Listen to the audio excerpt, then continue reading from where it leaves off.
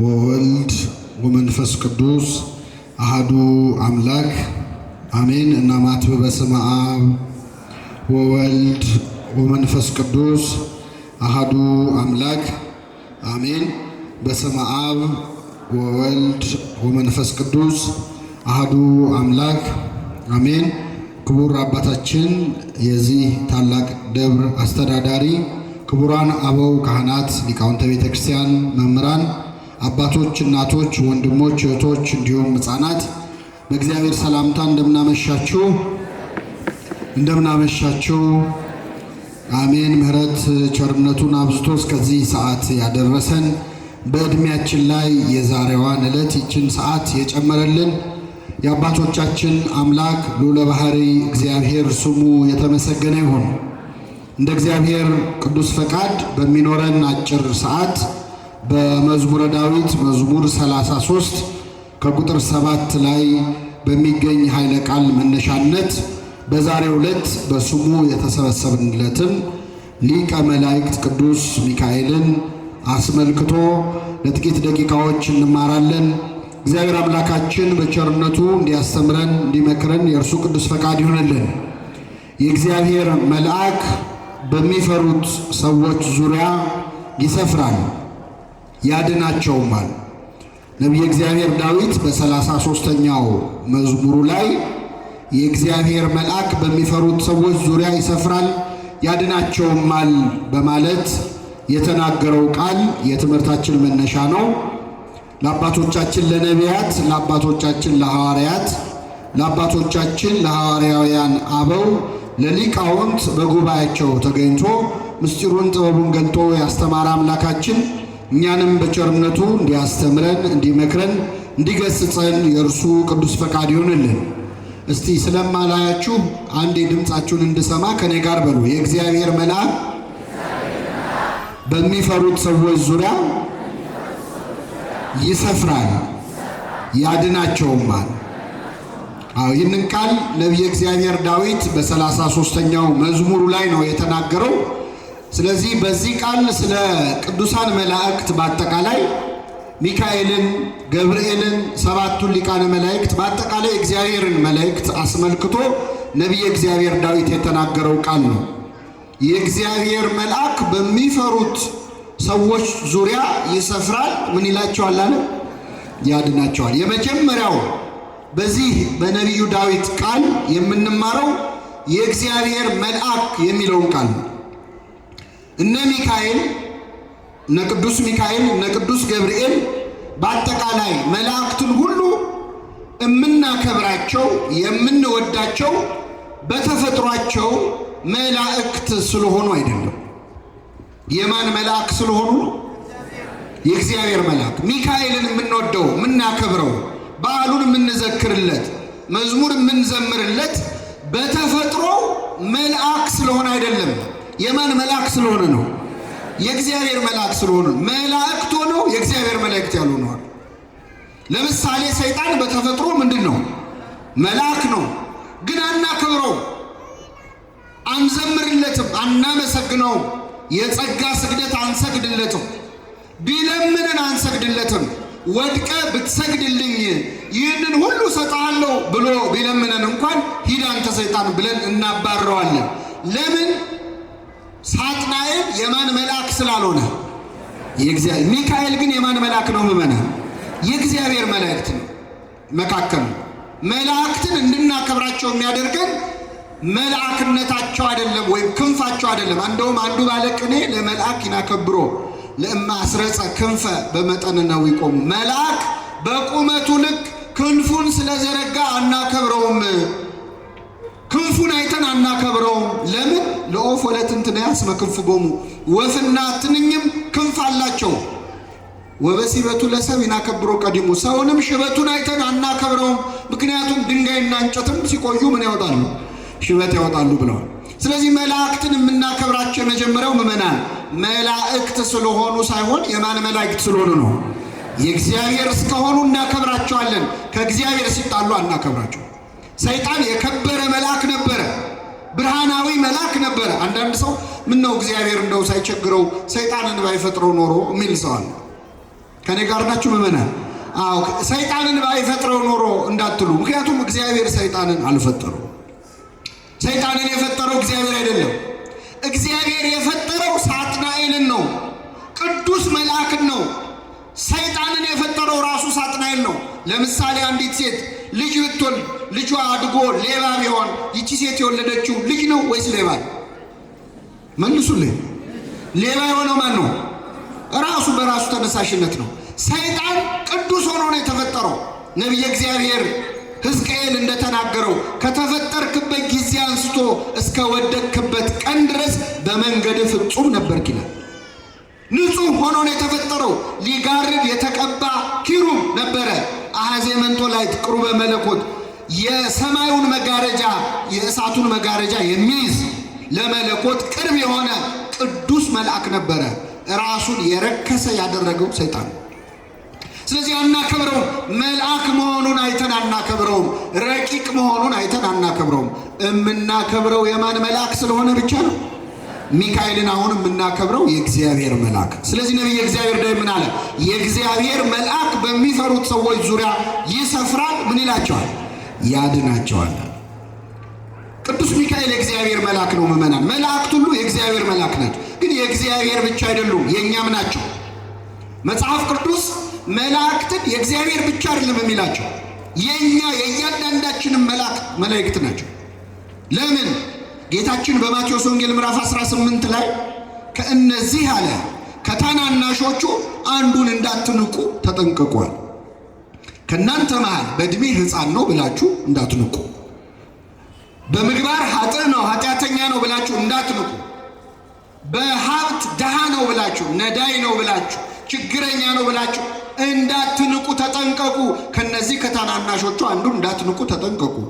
መላእክቶቻቸው በሰማያት ያለውን የአባቴን ፊት ያያሉና። ምኖቻቸው? መላእክቱ። አያችሁ፣ እያንዳንዳችን የየራሳችን መልአክ አለ። የየራሳችን ኃጢአተኛ ብንሆን ጻድቅ ብንሆን ገና ከተጸነስንባት ሰዓት ጀምሮ እግዚአብሔር ለእያንዳንዳችን መልአክ መድቧል። ጠባቂ መልአክ በመዓልትና በሌሊት የሚጠብቁን ቅዱሳን መላእክትን። አሁን ምድር ላይ ጠባቂ የሚኖረው ሰው ምን አይነት ሰው ነው? ውስጥ ወይ ባለጸጋ ነው፣ ወይ ባለስልጣን ነው፣ ወይ ዝነኛ ነው። ጋርድ ተመድቦለት ጠባቂ ተመድቦለት ዞር በሉ ገለል በሉ እያሉ መንገድ የሚያስከፍቱለት ሰዎች ያሉት ወይ ባለጸጋ ነው፣ ወይ ባለስልጣን። እግዚአብሔር ግን ጠባቂ የመደበው ለባለስልጣኖች አይደለም፣ ለድሃውም ለኃጥኡም፣ ሌላው ቀርቶ ለማያምኑ ሰዎች እንኳን ጠባቂ መልአክ አላቸው። ላላመኑ ላልተጠመቁ ሰዎች ራሱ መላእክተ ጽልመት የሚባሉ 12 ነገድ አሉ። እነሱ ይጠብቋቸዋል። ተመልከቱ፣ እግዚአብሔር ፈጥሮ ያለ ጠባቂ የተወው የለም። በቀን በሌሊት የሚጠብቁን ከሕፃንነታችን ጀምሮ እኮ ምእመናን፣ ከእናታችን ጽንስ ጀምሮ ገና በእናታችን ሆድ እያለን እግዚአብሔር መልአክ አስጠብቆናል። ተወልደን ስናድግ አብሮን ነው መልአኩ። አንተ ስትተኛ መልአኩ አይተኛም። ኃጢአት ስትሰራ ያዝናል፣ ጽድቅ ስትሰራ ደስ ይለዋል። ስለ አንተ ይጸልያል፣ ማረው ይቅር በለው ይላል ጠባቂ መልአክ። ቅዱስ ባስልዮስ የተባለው ዘቂሳርያ የተባለው አባት እንደውም ለጠባቂ መልአክ የሚጸለይ ጸሎት በዚህ ውዳሴ አምላክ ላይ ታገኙታላችሁ። ጠባቂ መልአካችንን በጸሎት እንድንጠራው እባክህ ስለኔ አማልድ እያልክ ጠባቂ መልአክን የምታናግርበት ጸሎት ደርሶ ለእያንዳንዳችን ጠባቂ መላእክት አሉን። ምመን የማይለዩን፣ ስንወድቅ ስንነሳ የሚያዝኑ የሚደሰቱ፣ ስለኛ የሚጸልዩ፣ ነፍሳችን ከስጋችን ስትለይ ደግሞ ጠባቂ መልአካችን ቆሞ ይከራከራል። ይህች ነፍስ ለእግዚአብሔር ትገባለች ይላል። ለሙሴ ስጋ ቅዱስ ሚካኤል እንደተከራከረው ማለት ነው። ከሳጥናኤል ጋር እንደተከራከረው ሚካኤል ቆሞ እኮ ስለ ሙሴ ስጋ ተከራክሯል። ስለ ሙሴ ስጋ የተከራከረ ቅዱስ ሚካኤል ስለ ሁላችን ይከራከርልን። ቆሞ ይከራከራል ከሰይጣን ጋር። እንዳትነካው እያለ ይሄ አይገባም እያለ ለእያንዳንዳችን ጠባቂ መላእክትን ሰጥቶናል። ስለዚህ የእኛም መላእክት ናቸው፣ የእግዚአብሔር መልአክ ናቸው። አዎ፣ ግን ደግሞ የእኛ መላእክት ናቸው፣ የእኛ የቅርቦቻችን። እንግዲህ ስለ መላእክት መስማት በእውነት በጣም ደስ የሚያሰኝ ዜና ነው። ቤተክርስቲያናችን እንግዲህ መላእክትን አስመልክቶ ያለን እውቀት እንደው ካለማወቅ ትንሽ ነው የሚሻለው። ምክንያቱም መላእክት ብዙ ናቸው፣ ግን የምናውቃቸው በስም ጥቂት ናቸው። በጣም ጥቂቶች፣ ዋናዎቹ አለቆቹን ነው የምናውቀው። ግን መላእክት በቁጥር ከታሰቡ ብዙ ናቸው። የመላእክትን ቁጥር መጽሐፍ ቅዱስ እንዲህ ነው አይልም። ብዙ ጊዜ ብዙ፣ ሺህ ጊዜ ሺህ፣ አላፋት ጊዜ አላፋት ነው። መላእክት ብዙ ናቸው። የመላእክትን ቁጥር ግን እንደው ካላወቅን ሞተን እንገኛለን ካላችሁ እኔ ቀላል ሂሳብ ልንገራችሁ። የመላእክትን ቁጥር ለማወቅ የመጀመሪያ እግዚአብሔር የፈጠረው ሰው ማንን ነው? አይሰማም? አዳም። የመጀመሪያው ሰው አዳም። ከአዳም አንስቶ እስካሁን ድረስ የሞቱ ሰዎች አሉ። መቃብር ውስጥ ያሉ ሰዎች አሉ። በጣም ብዙ ናቸው የሞቱ ሰዎች ከአዳም እስካሁን ያሉት ሰዎች በሙሉ አሁን ከሞት ቢነሱ ተነሱ ተብለው ቢነሱ ልባ አሁን ደግሞ ዓለም ላይ ወደ 8 ቢሊዮን ደርሰናል። 8 ቢሊዮን የዓለም ሕዝብ የተኛው ሁሉ ተቀስቅሶ ተነሱ ቢባል ሁሉም ዓለም ላይ ያለው ሕዝብ ቢቆም ካሁን በኋላ ደግሞ እስከ ዳግም ምጽአት ድረስ ጌታ እስኪመጣ ድረስ የሚወለዱ ሕፃናት አሉ። አሁን የሚወለዱ በአጠቃላይ የሰው ዘር የተባለው በሙሉ ከአዳም እስከ ምጽአት ድረስ ያለው ቢቆም ለእያንዳንዱ በራስ ጸጉሩ ልክ መልአክ ይደርሰዋል። በምኑ ልክ? በራሱ ጸጉር ልክ። ጸጉር የሌላችሁ እንዳይከፋችሁ፣ አይዟችሁ፣ በቀዳዳው ቢሆን ይሰጣችኋል። ምን ማለት ነው? አሁን መላእክትን ቁጥር ማወቅ ከፈለክ መጀመሪያ የምትቆጥረው ምንህን ነው? ጸጉርህን። አይቻልም። አሁን ይህን ስናገር መላእክት በዙ አነሱ ነው ምን አገባኝ የሚል ሰው ይኖራል እዚህ መሃል። እኔ ለራሴ ኑሮ አናቴ ላይ ወጥቷል፣ የቤት ኪራይ በዝቶብኛል፣ መላእክት በዙ አነሱ ነው ምን አገባኝ ካላችሁ እነዚህ ሁሉ መላእክት ከማን ጋር ናቸው? ከኛ ጋር ናቸው። የኛ መላእክት ናቸው። ሰው እኮ ውጭ ሀገር ዘመድ አለኝ ብሎ እኮ ይኩራራል አይደል? አንደኛዋ ያክስቴ ልጅ ካናዳ ነው ያለችው፣ ሌላኛዋ አሜሪካ፣ ሌላው አውሮፓ ብሎ እኮ እንደ ኩፍስ እንደሚል እነዚህ ሁሉ ተቆጥረው የማያልቁ መላእክት ዘመዶቻችን በሰማይ ነው። ስለኛ የሚጸልዩ ያለማቋረጥ ጠባቂዎቻችን፣ የሚቆረቆሩ ደስ ሲለን ደስ የሚላቸው ሲከፋን የሚከፉ መላእክት እኮ በሰማይ አያገቡ፣ አይጋቡ፣ አይወልዱ። እንደ ሰርግ የሚደሰቱት መቼ እንደሆነ ታውቃላችሁ? መላእክት የሰርግ ያህል የሚደሰቱት መቼ ነው? አንድ ኃጢአተኛ ምን ሲል ንስሐ ሲገባ በሰማይ መላእክት ዘንድ ደስታ ይሆናል ይላል። በእኛ መዳን የሚደሰቱ እኮ ናቸው መላእክት። ይገርማል። እኔ እንደ መላእክቱ ቅንነት የሚገርመኝ ጌታ የተወለደ ሌሊት እኮ ሲዘምሩ ነው ያደሩት። ስብሐት ለእግዚአብሔር በሰማያት ወሰላም በምድር ስምረቱ ለሰብ፣ በሰማይ ለእግዚአብሔር ምስጋና ይሁን በምድርም ሰላም እያሉ ሲዘምሩ አደሩ። አሁን ጌታ የተወለደበት ቀን መላእክት ምን አግኝተው? አምላክ ሰው ሲሆን እኮ ሰው አምላክ የሆነበት ቀን ነው። እኛ ከነሱ በላይ የሆነበት ቀን ነው። አኩርፈው ቁጭ ቢሉ ሰው የሆኑ ኖሮ በእርግጠኝነት አኮርፉ ነበር። መላእክት ግን በእኛ መዳን ደስ ብሏቸው አደሩ፣ ሲያመሰግኑ አደሩ። በአንድ ኃጥእ ንስሐ መግባት የሚደሰቱ፣ በአንድ ኃጥእ መኮነን የሚያለቅሱ የሚያዝኑ፣ ስለኛ የሚያማልዱ ጠባቂዎችን ስለሰጠን እግዚአብሔር ስሙ የተመሰገነ ይሁን። መላእክት ምእመናን ረቂቃን ፍጥረታት ናቸው። እንግዲህ ስለ መላእክት መስማት የማይፈልግ ሰው መጽሐፍ ቅዱስን ማንበብ አይችልም። ምክንያቱም መጽሐፍ ቅዱስ ከኦሪት ዘፍጥረት አንስታችሁ እስከ ዮሐንስ ራእይ ብታነቡት ከመጽሐፈ አስቴርና ከትንቢተ ሐጌ ውጪ መላእክት የሌሉበት መጽሐፍ የለም። መጽሐፍ ቅዱስ ሁሉም ላይ አለ እና መልአክ አያሳየኝ፣ ስለ መልአክ አትንገሩኝ የሚል ሰው ለይቶ ሊያነብ አይችልም መጽሐፍ ቅዱስ።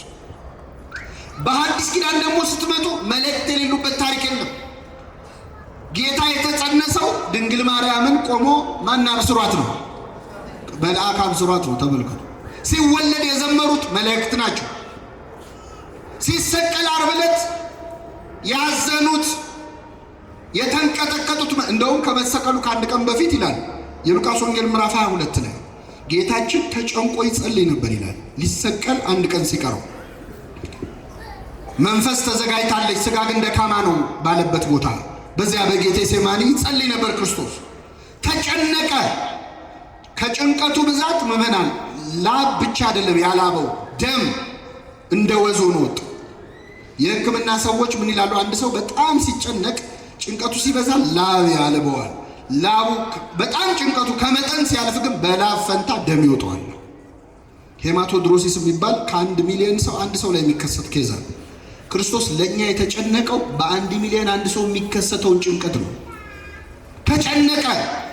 ይህን ጊዜ ላይ የሚያበረታው መልአክ ታየው። እስቲ በሉ የሚያበረታው መልአክ ታየው። ምን የሚለው መልአክ? ማንን? ክርስቶስን። ክርስቶስን የሚያበረታው መልአክ ታየው ይላል። ምን ማለት ነው? አሁን መላእክት አያስፈልገኝም የሚሉ ሰዎች ክርስቶስን ያበረታ መልአክ ላንተ እንዴት አያስፈልግም? ምን ማለት ነው ግን የሚያበረታው መልአክ ታየው? ከመልአኩ ኃይል የክርስቶስ ኃይል አንሶ ነው ወይ? ከመልአክ ኃይል የጌታ ኃይል አይሻልም ወይ? ኢትዮጵያዊ ሊቅ አባታችን አባ ጊዮርጊስ ዘጋስጫ ይጠይቃል። ምን ማለትህ ነው ባለመድኃኒቱ ሉቃስ ሆይ ወንጌልህ ላይ የጻፍከው ነገር እኔ ያስጨንቆኛል ይላል። ምን ማለት ፈልገህ ነው? ከመልአኩ ኃይል የመለኮት ኃይል አይበልጥም ወይ? እንዴት አበረታው ብለህ ትጽፋለህ? አንተ ሐኪም፣ አንተ ባለመድኃኒት ሉቃስ ሆይ አቁስለኸኛልና ራስህ ሐክመኝ። ምን ማለት ፈልገህ ነው? ከዛ ራሱ አባ ጊዮርጊስ ይመልሰዋል። የሚያበረታው መልአክ ታየው ማለት መላእክት በፊቱ ቆመው ለከ ኃይል ክብር ወስብሐት፣ ለአንተ ኃይል ክብር ምስጋና ይገባሃል እያሉ ሰገዱለት ማለት ነው ይላል። መላእክት ክርስቶስን ሊያበረቱት አይችሉም። ኃይል ይገባሃል፣ ክብር ይገባሃል። አሁን ሰሞኑን የምንሰግደው ለከ ኃይል ክብር ወስብሐት እያለ ነው አይደለም? ለአንተ ኃይል ክብር ምስጋና ይገባሃል ብለው ሰገዱለት ማለት ነው እንጂ መላእክትማ እሱን አያበረቱት ቢል ዓርብ ዕለት ሲሰቀል መላእክቱ ነበሩ። ሚካኤል ዝም አለ ይላል ቅዱስ ያሬድ። ገብርኤል ተገረመ። ተመልከቱ፣ እነሱ በፊቱ እየተንቀጠቀጡ ቅዱስ ቅዱስ እያሉ በሁለት ክንፋቸው ፊታቸውን በሁለት ክንፋቸው እግራቸውን ሸፍነው የሚንቀጠቀጡለትን አምላክ በጥፊ ሲመታ ሲያዩ ምን ይሰማቸዋል? ፊቱ ላይ ሲተፋበት ጌታ ምራቅ ሲቀበል ዞር አላለም እኮ አልተጸየፈም። ዓርብ ዕለት ምራቅ ሲተፋበት ተመለከቱ። የሾህ አክሊል ደፍተው አክሊሉን በበትር ሲመቱት፣ በመቃ ራሱን ሲመቱት ሲያዩ ኪሩቤል ተንቀጠቀጡ ይላል። ያለት የጭንቅ ቀን ነበር ለመላእክት። አንዳች ነገር እንዳያደርጉ ቸርነቱ ከልክሏቸዋል። ሚካኤል ዝም አለ። ቅዱስ ገብርኤል ሰይፉን እስኪጥል ድረስ የእግዚአብሔር ትዕግስቱ ካቅሙ በላይ ሆኗል።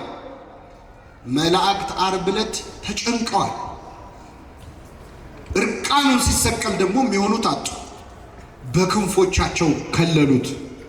ወይ ኬልልዎ ሰራዊተ መላእክት ሥጋው ወደሙ ለመድኃኔ ዓለም፣ የመድኃኔ ዓለምን ሥጋ በክንፎቻቸው ጋረዱት እያለን ቅዳሴ ላይ እንደምናዜመው መላእክት ትንሣኤው ላይ ደግሞ በግራና በቀኝ የቆሙት መላእክት ነበሩ።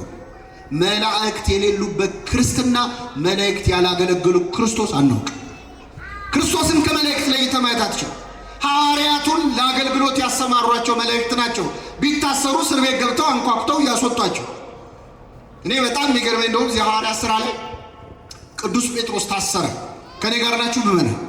ታስሮ ደቀ መዛሙርቱና በዚያ ዘመን የነበሩ 120 ቤተሰብ አንድ ቤት ውስጥ ቁጭ ብለው በቃ ጴጥሮስ መገደሉ ነው ማለት ነው፣ ነገ ይሞታል እያሉ ይጨነቃሉ። እና እኩለ ሌሊት ላይ ጴጥሮስ ታስሯል። እነሱ ቁጭ ብለው እያወሩ እያለ ሌሊት ላይ በር ተንኳኳ በኃይል። ደነገጡ። ሌላ ወታደር ልከው እኛንም ሊያስሩን ይሆን ብለውም ፈሩ። ከዛ ወተሺ ተባለች። ሮዴ የምትባል እዛ አገልጋይ ሴት ነበረች። በሩን ክፈች ተባለች። ከዛ ሄዳ ስትከፍተው ጴጥሮስ ቆሟል። ጴጥሮስ እኮ እስር ቤት ነው ቆሟል። ከእስር ቤት ወጥቶ ልክ ስታየው ደንግጣ በሩን መልሳ ዘጋችበትና ሮጣ መታ ኧረ ጴጥሮስ እኮ ቆሟል በር ላይ አለቻቸው። ትቀልጃለሽ እንዴ? ጴጥሮስ እኮ ታስሯል። ጴጥሮስ መስሎሽ ነው? ባይሆን መልአኩ ሊሆን ይችላል አሉ። ምን ሊሆን ይችላል? የጴጥሮስ ጠባቂ መልአክ ሊሆን ይችላል። አይገርማችሁ? የመጀመሪያዎቹ ክርስቲያኖች በር ሲንኳኳ መልአክ ሊሆን ይችላል ብለው ይጠረጥራሉ። እስቲ አሁን እኛ ብንሆን እስቲ ሌሊት ዛሬ አሁን ቤታችሁ ስትገቡ እኩለ ሌሊት ላይ 9 ሰዓት ላይ ወይ በር ቢንኳኳ ማን ሊሆን ይችላል ብላችሁ የምታስቡት? መርዶ ነው ብለን ነው እናስበው። ወንጀል ያለበት በቃ መያዜ ነው ይላል። በሩንም እስክንከፍተው ያው ይታወቃል የኢትዮጵያ በር እንዴት እንደሚዘጋ አይደለም። ብዙ የሚነሳ ዕቃ አለ ራሱ። እሱን አንስተን ስንከፍተው አስቡት እንጨነቃለን። የመጀመሪያዎቹ ክርስቲያኖች ግን በር ሲንኳኳ እንኳን መልአክ ሊሆን ይችላል። ይህን ያህል ቅርበት ነበራቸው። በእውነት የመላእክቱን ፍቅር በሁላችን ያሳድርብን። መላእክት ምእመናን ረቂቃን ናቸው፣ ፈጥነው የሚደርሱ ናቸው። አሁን ዛሬ ቅዱስ ሚካኤል እናከብራለን። ረቂቅ መሆኑንም አንዱ በዚሁ ማወቅ አለበት። ረቂቅ ማለት የማይታይ የማይጨበጥ የማይዳሰስ ማለት። መላእክት ርቀታቸው ከእግዚአብሔር በታች ከሌላው ፍጡር ሁሉ በላይ ነው። ከእሳት ከነፋስ ከነፍስ የረቀቁ ናቸው። ከሰው ሐሳብ ሁሉ ይረቃሉ። ርቀታቸውን ለማሳየት እንደውም አባቶቻችን በዚህ አክሲማሮስ የሚባል ሄክሳሜሮን ማለት 6 ቀን ማለት ነው። በ6 ቀን የተፈጠረውን ስነ ፍጥረት መጽሐፍ አለ። ቅዱስ ባስልዮስም ጽፏል፣ ብዙ ቅዱስ አምብሮስም ጽፏል። እና አክሲማሮስ ላይ ምን ይላል መሰላችሁ? ለምሳሌ ጠባብ መንገድ ላይ ሁለት ሰዎች ቢገናኙ አንደኛው ሌላኛውን ሰው ዞር ብሎ ያሳልፈው። በሚካኤልና በገብርኤል መሃል ግን እንደዚህ የለም። ሚካኤልና ገብርኤል ጠባብ መንገድ ላይ ቢገናኙ ሚካኤል በገብርኤል ውስጥ ማለፍ ይችላል። ወሐለፈ መልአክ በውስተ መልአክ፣ መልአኩም በመልአኩ ውስጥ አለፈ ነው። ይህን ያህል ረቂቃን ናቸው። አይጨበጡም፣ አይዳሰሱም፣ ፈጣኖች ናቸው። የመላእክት ፍጥነት ማለት አባቶቻችን ሲገልጹት የእኛን ሐሳብ ያህል ነው። ለምሳሌ እዚህ ጉባኤ ላይ ያላችሁ ምዕመናን ከቤታችሁ ተነስታችሁ እዚህ ቤተክርስቲያን ድረስ ወይ በእግራችሁ ወይ በመኪና መጣችሁ። ስትመጡ ከቤታችሁ አንስቶ እዚህ ድረስ ያለውን መንገድ አቋርጣችሁ ነው የመጣችሁት ነው አይደለም? አሁን ስትመለሱ ደግሞ ከዚህ ቤተክርስቲያን አንስታችሁ እስከ ቤት ያለውን መንገድ በመኪናም በእግርም አቋርጣችሁ ቤት ትደርሳላችሁ። እስቲ እኔ አንድ የቤት ስራ እዚሁ ልስጣችሁ፣ የክፍል ስራ እንጂ። እስቲ እዚህ ቁጭ እንዳላችሁ አንዴ ወደ ቤታችሁ ተመለሱ። ሄዳችኋል እንዴ? ቀድማችሁ ወደ ቤት መመለስ ይቻላል አይቻልም? በሐሳብ ይቻላል አይቻልም? በየትኛው በር ነው የምትወጡት? ወደ ቤት ስትመለሱ ተሰልፋችሁ ነው የምትወጡት? በአንዴ ቤት መድረስ ይቻላል አይቻልም? አረ ለምን እንወሻሻለን? በሐሳቡ አውሮፓና አሜሪካ ያልሄደ ሰው አለ እዚህ ማለት የለ፣ ቪዛ የለ፣ ፓስፖርት የለ፣ ሀገር አይደል የምንዞረው በሐሳባችን። ሐሳባችን መንገድ አያቋርጥም። የፈለግንበት ቦታ መድረስ እንችላለን። እነ ሚካኤል እነ ገብርኤል የኛን ሐሳብ ያህል ፈጣኖች ናቸው። ሚካኤል ድረስልኝ ብለህ ጠርተኸው ገና ስሙን ሳትጨርስ መልአኩ ሚካኤል አጠገብህ ነው ያለው። የኛን ሐሳብ ያህል ፈጣኖች ናቸው። ፈጥነው ይደርሳሉ። ተናግረን ሳንጨርስ ማለት ረቂቃን ናቸው። ሌላው አሁን ዛሬ ቅዱስ ሚካኤል እዚህ መካኒሳ ያለው ቅዱስ ሚካኤል ቤተክርስቲያን አለ። እዚህ አፍሪካ ህብረት አለ። የካ ሚካኤል አለ። አዲሱ ሚካኤል አለ። ኧረ ከአዲስ አበባ ውጭ ብዙ ሚካኤል ቤተክርስቲያን አለ። ቅዱስ ሚካኤል የት ነው የሚሄደው? ዛሬ የዓመቱ ህዳር ሚካኤል ሲሆን ሰኔ ሚካኤል ሲከበር ሚካኤል የት ነው የሚሄደው ብለው የሚጨንቃቸው ሰዎች አሉ። ከኔ ጋር ናቸው? የሚጨንቃቸው እንደ ሚካኤል እንዴት ያዳርሰዋል? ጳጳስ መሰላችሁ እንዴ? መልአክ እኮ ነው። ሚካኤል በሁሉ ቦታ ላይ እንዴት ሊገኝ ይችላል? በሁሉ ቦታ የሚገኘው ማን ነው? ማን ነው? እግዚአብሔር ነው። መላእክት በሁሉ የሞሉ ናቸው ወይ? ምን ማለት ፈልጋችሁ ነው? እዚህ ሚካኤል ብላችሁ ስትጠሩ ሚካኤል የት ይሄዳል የሚሉ ሰዎች። እኔ በጣም የሚገርመኝ ወደ መልሱ ሳልመጣ ሰዎች ለሚካኤል የሚያነሱትን ጥያቄ ለሰይጣን ሲሆን አያነሱት። ለምሳሌ እዚህ ሰፈር ያለን ሰው ኃጢአት ሲሰራ ኃጢአት እንዲሰራ የሚፈትነው ማን ነው? መልሱልኝ። ሌላ ሰፈር ያለውንስ ማንም የሚፈትነው? ከሀገር ውጭ ያለውንስ? ሰይጣን በሁሉ ቦታ የሞላ ነው እንዴ ብለው ሰዎች አይጠይቁም። ለሰይጣን ሲሆን አይጠይቁም። ለሚካኤል ሲሆን ነው ደማቸው የሚፈስ። በጣም ይገርማል። ለሚካኤል ስንዘምር የሚናደዱ ሰዎች ለሰይጣን ሲሆን ግን አይበሳጩም። እነሱ ራሱ ይዘምራሉ። ጠላቴ ወይ ድል ነሳው፣ ጠላቴ ወይ ጉድ አደረኩ የሚል መዝሙር አላቸው። ጠላቴ የሚሉ ማን ነው? ዲያብሎስን ነው። ጠላቴ ወይ ደስ ይበል ብለህ ለሰይጣን የምትዘምር ከሆነ ሚካኤል ወይ ደስ ይበል ብለህ መዘመር ይቻላል አይቻልም? ሰይጣን ከኔ ዞር በል ከኔ ሂድ ብሎ መዘመር ከተቻለ ናና ሚካኤል ናና ብሎ መዘመር ሳይቻልም ይቻል። ለሰይጣን የተሰጠ ድል ለምንድን ነው ለመላእክት የሚነሳው? ለማንኛውም ምዕመናን መላእክት የኢትዮጵያ ኦርቶዶክስ ተዋሕዶ ቤተክርስቲያን መላእክት በሁሉ ቦታ የሞሉ ናቸው ብላ አታውቅ። በሁሉ ቦታ የሞላ ማን ብቻ ነው? እግዚአብሔር ነው። ነገር ግን መላእክት በረድኤት በጸጋ በሁሉ ቦታ መገኘት ይችላሉ። በአካል በሁሉ የሞላ እግዚአብሔር ነው። መላእክት በቦታ ይወሰናሉ። ከዚህ ወደዛ ሲሄዱ እዚህ ይታጣሉ። ዓለመ መላእክት የሚባል ሁሉ አለ። ግን በረድኤት በጸጋ እዚህ ሆነው ሌላ ቦታ የሆነውን ማወቅ፣ በቦታው በፍጥነት መገኘት ይችላሉ። ይህን ጸጋ የሰጣቸው ማን ነው? እግዚአብሔር። አሁን ለምሳሌ እኔ እዚህ ቆሜ የምናገረውን ቃል ዓለም ላይ ያለው ሁሉ ሕዝብ እንዲሰማ ማድረግ ይቻላል አይቻልም? ይቻላል። በዚህ ካሜራ ላይቭ ከተገባ ዓለም ላይ ያለው ሁሉ እኔ እዚህ ቆሜ እኮ እኔ በሁሉ ሞላው አይደለም፣ አንድ ቦታ ነው ያለው። ዓለም ላይ ያለው ሁሉ ይሰማኛል። እኔን እዚህ ቆሜ በዓለም ሁሉ እንዲደርስ ያደረገውን ኢንተርኔት የፈጠረው ማን ነው? እግዚአብሔር። እንዳትሉ ማን የፈጠረው? ሰው። ሰው የፈጠረው ኢንተርኔት ዓለምን መዳረስ ከቻለ እግዚአብሔር የፈጠረው ሚካኤል ዓለምን ማዳረስ ያቅተዋል? አያቅተው።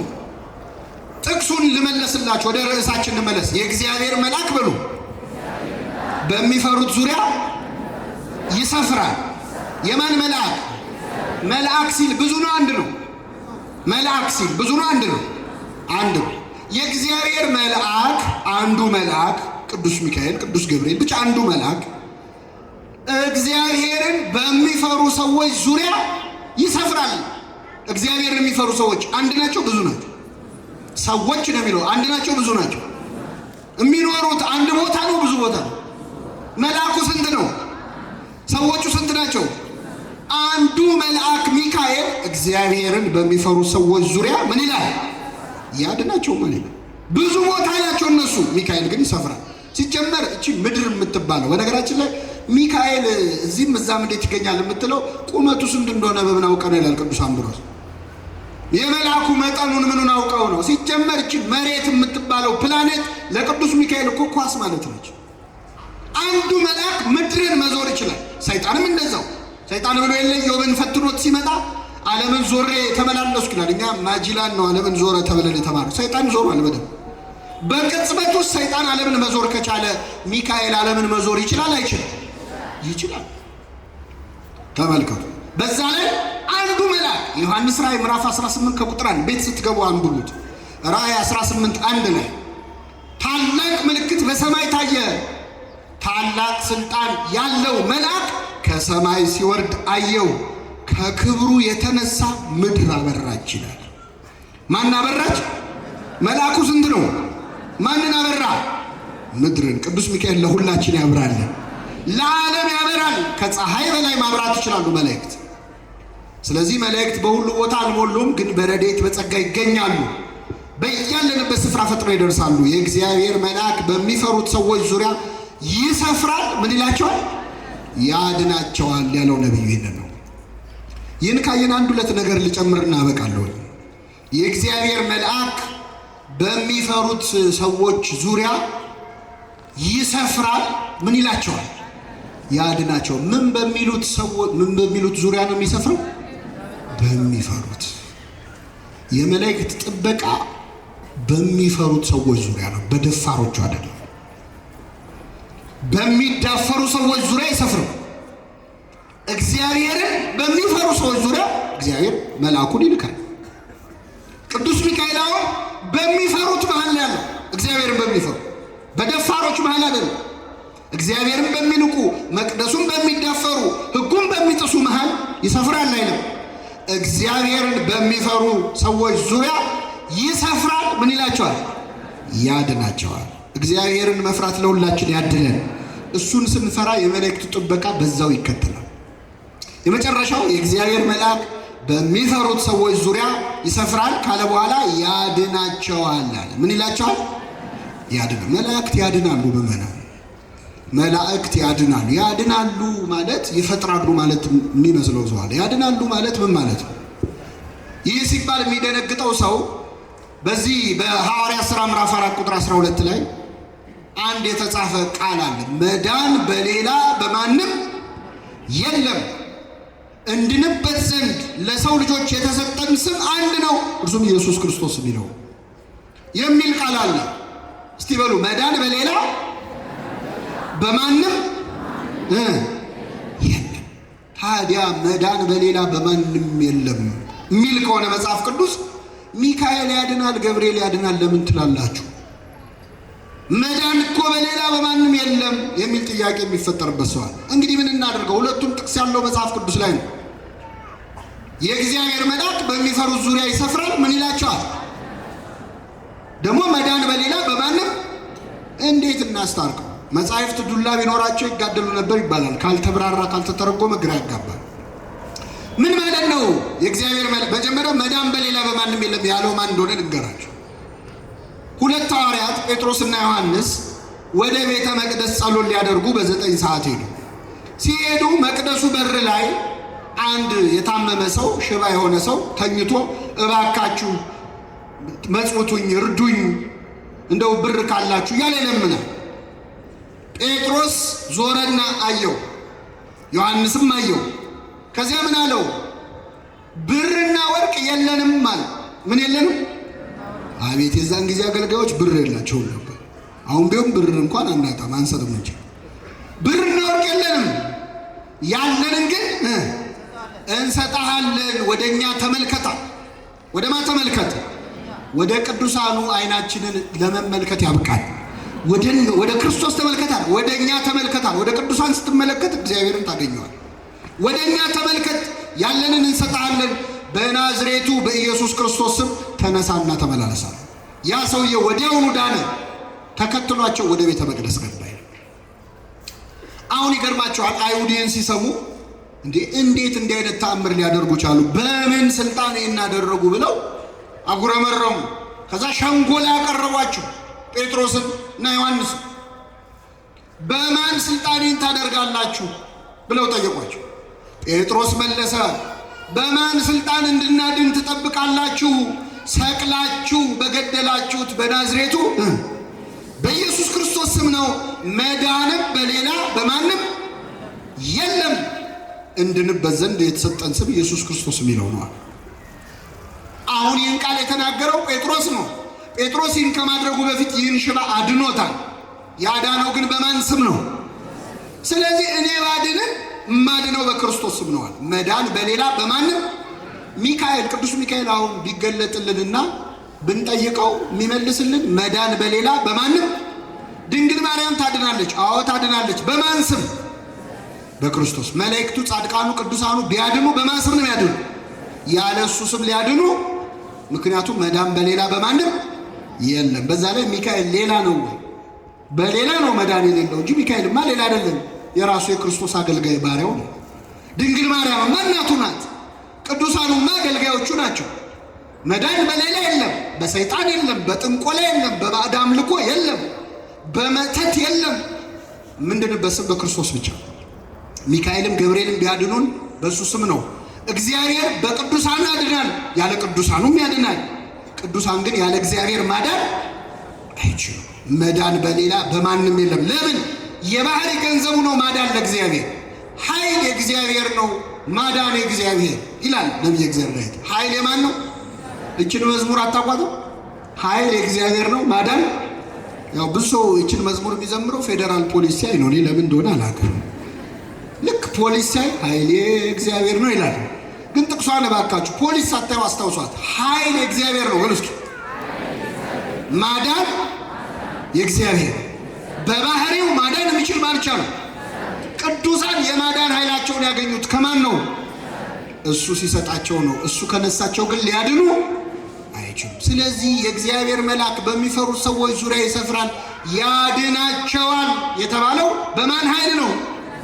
በእግዚአብሔር ኃይል፣ በእግዚአብሔር ኃይል ነው። አንድ የመጨረሻ ጥያቄ ጠይቃችሁ ልውረድ። ለምሳሌ ብዙ ጊዜ እኛ የመላእክትን የቅዱሳኑን ምልጃ የሚቃወሙ ሰዎች በሚጠይቁን ጥያቄ ምክንያት ተሸናቀናል እና ነፃ ሆነን አንናገርም። እችን ጥቅስ ራሱ ለመናገር የሚፈራል። የእግዚአብሔር መልአክ በሚፈሩት ሰዎች ዙሪያ ይሰፍራል። ምን ይላቸዋል? ያድናል አያድንም? መልሱልኝ። ሚካኤል ያድናል አያድንም? ማን በሰጠው ኃይል? እግዚአብሔር። አሁን እዚህ ቤተክርስቲያን ለምሳሌ አንድ ሰው መጥቶ ሚካኤል አማልደኝ ብሎ ከበሽታው ዳነ፣ ተጠምቆ ተፈወሰና ዳነ። ይህን ሰው ያዳነው ማን ነው? ሚካኤል ነው ወይስ እግዚአብሔር? መልሱልኝ። እግዚአብሔር። በጣም ጥሩ። ልብ አድርጉ። መጥቶ እዚህ ቅዱስ ሚካኤል ወይ አምላክ በሰጠ ስልጣን አድነኝ አማልደኝ ብሎ ለመነ፣ ከበሽታው ዳነ። ያዳነው ማን ነው? ሚካኤል ነው ወይስ እግዚአብሔር? እግዚአብሔር። ጥሩ መለሳችሁ። ሌላ ታሪክ ላስታውሳችሁ። መጽሐፍ ቅዱስ ላይ ብዙ መከራ የደረሰበት ትዕግስተኛ ሰው አለ። ማን ነበር? ኢዮብ። ኢዮብ ላይ እግዚአብሔር ደስ ብሎት ነበረ፣ ስለ ቅድስናው ስለ ሕይወቱ። ሰይጣን መጣና እግዚአብሔር ፊት ቆመ። ምድርን ዞርኳት ተመላለስኩ አለ። እግዚአብሔር ምን አለው? ባሪያዬን ኢዮብ አየኸው? እንዴት ያለ ቅን ሰው እንደሆነ ተመለከትክልኝ አለ። እንዴ ቅን ባይሆን እኮ ነው የሚገርመው። ምን ያጎደልክበት ነገር አለ? ሀብት ሰጥተኸዋል፣ ጤና ሰጥተኸዋል፣ 10 ልጆች ሰጥተኸዋል፣ ትዳር ምን ጎደለበት? አንዱን ነገር ብታነሳበት ይሰድብሃል።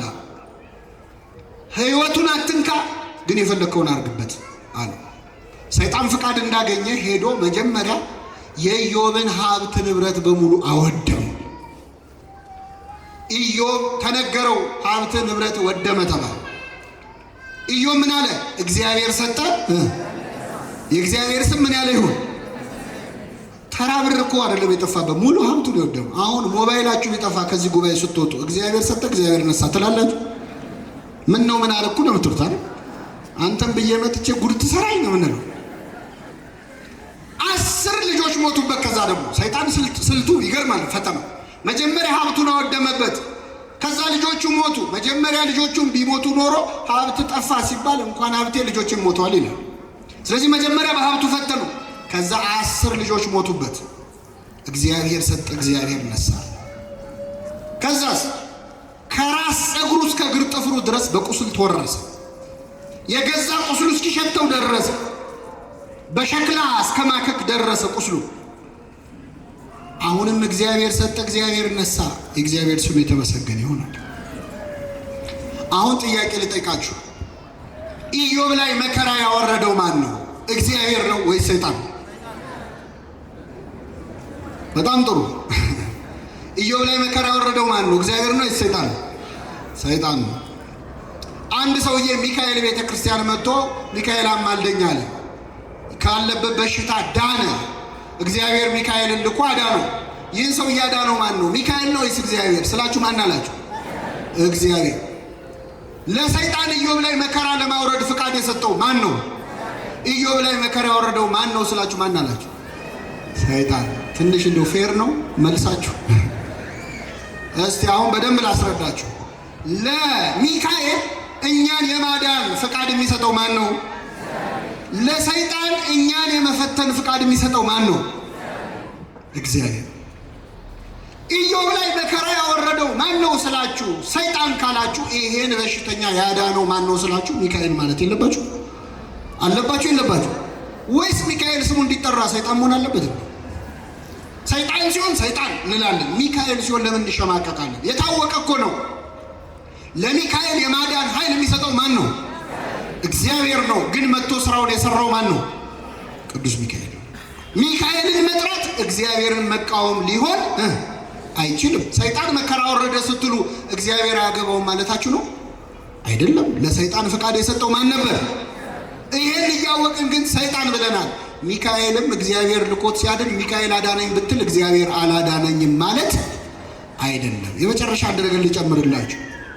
ሰይጣን ኢዮብን ለመፈተን ፍቃድ ያገኘው ከማን ነበር? ከእግዚአብሔር። እግዚአብሔር ፈቀደ አልፈቀደም? መልሱልኝ። ለማን ፈቀደለት? ሰይጣን ጥሩ ነው ክፉ ነው? ክፉ ነው አይደል? የረከሰ ነው። ለክፉ ለሰይጣን እግዚአብሔር ፈቀደለት ኢዮብ ላይ መከራ እንዲያወርድ። ሰይጣን ኢዮብ ላይ መከራ ማውረድ የፈለገው ለኢዮብ መልካም ነገር አስቦ ነው ወይስ ክፉ ነገር አስቦ? ኢዮብን ለማሳሳት ነው አይደል? ኢዮብን ከፈጣሪ ጋር ምን ለማድረግ? ለማለያየት፣ ለማቆራረጥ። ተመልከቱ፣ ክፉ ሰይጣን፣ ለሰው መልካም የማያስበው ሰይጣን እግዚአብሔር ፊት ቆሞ ለኢዮብ ክፉ ነገር አስቦ ኢዮብን ከፈጣሪ ለማጣላት አስቦ ተንኮል አስቦ መጥቶ ፍቃድ ሲጠይቅ እግዚአብሔር ፈቀደለት። ታዲያ ለክፉ ለሰይጣን፣ ለረከሰው ለሰይጣን ለኢዮብ ክፉ አስቦ ሲጠይቅ እሺ ብሎ የፈቀደ እግዚአብሔር ለቅዱሱ ለሚካኤል፣ ለንጹሑ ለሚካኤል፣ ለታማኙ ለሚካኤል ለእኛ መልካም አስቦ ሰይጣን ኢዮብን ከእግዚአብሔር ለማጣላት ሲሞክር፣ ለማለያየት ሲሞክር እሺ ያለ እግዚአብሔር ሚካኤል እኛን ከእግዚአብሔር ለማስታረቅ ሲሞክር ይሰማዋል አይሰማውም? ይሰማዋል። ሰይጣንንም ለክፉ ነገር ጠይቆት ሰምቷል። ንጹሑን ሚካኤል ያልሰማ ማንን ይሰማል? ቅዱሱን ሚካኤል ደግሞ ካፉ ክፉ አይወጣም። እማትምራቸው እስከ መቼ ነው የሚለው? ማራቸው እንጂ ዘካርያስ 1:12 ላይ እንደውም ዛሬ 12 ነው ቀኑን አይደል? ዘካርያስ 1 ስንት የተቆጣቸውን እማትምራቸው እስከ መቼ ነው ብሎ ይለምናል። ሰይጣንን ለክፉ የሰማ እግዚአብሔር ሚካኤልን ለመልካም ይሰማል አይሰማም? ይሰማል። ስለኛ ቆሞ የሚጸልይ የሚማልድ መልአክ፣ የሚለምን መልአክ፣ ማራቸው የሚል መልአክ። በነገራችን ላይ ምዕመናን አሁን እዚህ ቁጭ ብላችሁ ስትማሩ በዙሪያችሁ ያሉት መላእክት ቢታያችሁ ለደቂቃ የከበባችሁ የመላእክት ብዛት ቢታያችሁ ያለበሳችሁ የሚካኤል ክንፍ ቢታያችሁ ከዚህ ግቢ በዘበኛም አትወጡም። እዚሁ ንቅር ነው የምትሉት። በሄድንበት የሚሄዱ በዋልንበት የሚውሉ ባደርንበት የሚያድሩ ጠባቂዎችን ስለሰጠን ስሙ የተመሰገነ ይሁን። የእግዚአብሔር መልአክ በሚፈሩት ሰዎች ዙሪያ ይሰፍራል። ምን ይላቸዋል? የሰማነውን በልቡናችን ያሳድርብን።